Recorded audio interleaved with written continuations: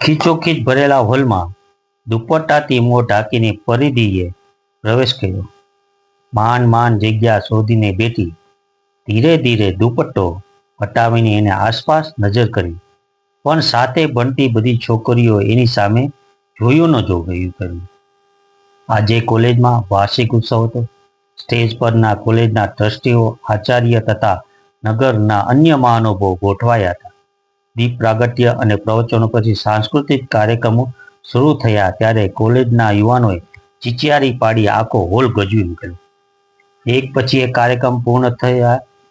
છેવટે વિશિષ્ટ પ્રાપ્ત કરનાર વિદ્યાર્થીઓનું ઇનામ વિતરણ કરવાનું શરૂ કર્યું. આ વર્ષે ઇન્ટર કોલેજ ડાન્સ સ્પર્ધામાં પરિધીએ એની કોલેજનું નામ રોશન કર્યું હતું. નિયમ મુજબ પ્રમાણપત્ર અને શીલ્ડની અધિકારી પરિધીની પણ હતી.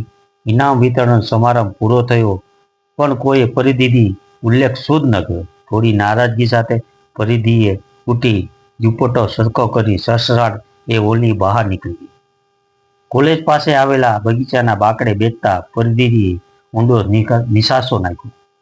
પર્સમાંથી પાણીની બોટલ કાઢીને એકી સાસે ગટગટાવી.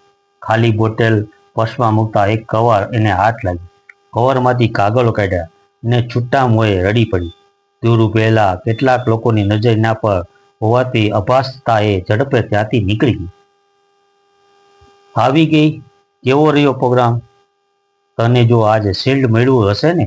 પરિધીએ ઘરમાં પ્રવેશતા જ મોટી બહેન રીમાએ પ્રશ્નોનો મારો ચલાવ્યો. જવાબ દેવામાં બદલે એ પોતાના રૂમમાં પુરાઈ ગઈ. નાનકડા ખુશહાલ પરિવારની તેજસ્વી દીકરી પરિધીનું કોલેજનું આ છેલ્લું વર્ષ હતું. ગ્રેજ્યુએશન પૂરું કરી માસ્ટર ડિગ્રી મેળવવા આતુર પરિધીના સંકલ્પને કલંકનો કાળો પડછાયો ગળી ગયેલો. નૃત્યો શીખવતા ડાન્સ એકેડેમી ગયેલી પરિધીને એના ડાન્સ ગુરુની નજર બગડી અને એક દિવસ મોડે સુધી પ્રેક્ટિસના બહાને પરિધીની જેમ તેમ કરીને જાતને બચાવી ત્યાંથી ભાગી છૂટી. રડતી ફફડતી પરિધીએ ઘરે પહોંચીને સમગ્ર ઘટના પરિવાર સમક્ષ રજૂ કરી. ત્યારે પિતાનો ક્રોધ ભભૂકી ઉઠ્યો. મનથી ઘવાયેલી પરિધીને ખરી ખોટી સંભળાવીને બે ચાર લાફા ઝીકી દીધા. ઘરની આબરૂ બચાવવા અને બહાર નીકળવાની મનાઈ કરી. ઘટના પરનો પડદો પાડવાનું સૌ પરિવાર નક્કી કરી દીધું. વગર વાકે સજા મળવાથી એને આત્મા કકળી ઉઠ્યો. અલબત્ત ઇન્ટર કોલેજ ડાન્સ સ્પર્ધા એને જ્યારે દુર્ગારોપ દાન કરીને નૃત્ય કર્યું હતું ત્યારે પ્રેક્ષકોએ તાળીઓના વરસાદ વરસાવી દીધેલા પ્રથમ નંબરે વિજેતા પ્રાપ્ત થતાને થોપ્યું. આ વખતે કોલેજના વાર્ષિક ઉત્સવમાં એને પ્રમાણપત્ર અને શીલ્ડ એના ડાન્સ ગુરુના હસ્તે મળવાના સમાચાર મળ્યા અને પરિધીની રોમે રમે સળગી ઉઠી. સીધી જઈ ચડી પ્રિન્સિપાલ ઓફિસમાં અને તમામ વૃત્તાંત કઈ સંભળાયું. કોલેજમાં વાયુ હોય કે ખબર ફેલાઈ ગઈ અને નિર્દોષ પરિધિ પર દોષનો ટોપલો ઢોળી દીધો. કોલેજને કથિત બદનામીથી બચાવવા પ્રિન્સિપાલે એને તાત્કાલિક સસ્પેન્ડ કર્યો. પરિધિ જ્યાં જાય ત્યાં એને પેલા નફત ડાન્સ ગુરુનો વરવો ચહેરો દેખાડો.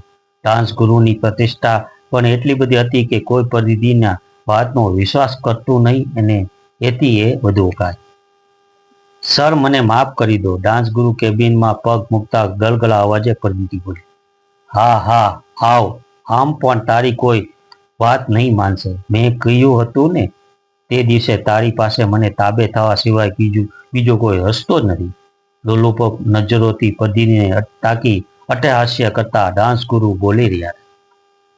ખુરશીમાંથી ઊભા થઈને જેવા પરિધિની નજીક આવવા ગયા ત્યાં પરિધિની પાછળ એને બે ચાર હથિયારધારી હાથ દેખાયા. પાછળ ઊભેલી મહિલા પોલીસ પરિધિના ક્રોધી લાલ ચહેરામાં એને સ્વયં મહાકાલીનો રુદ્ર સ્વરૂપના દર્શન થયા. Subscribe, like, share @ mythology Bharat. ધન્યવાદ. નમસ્કાર.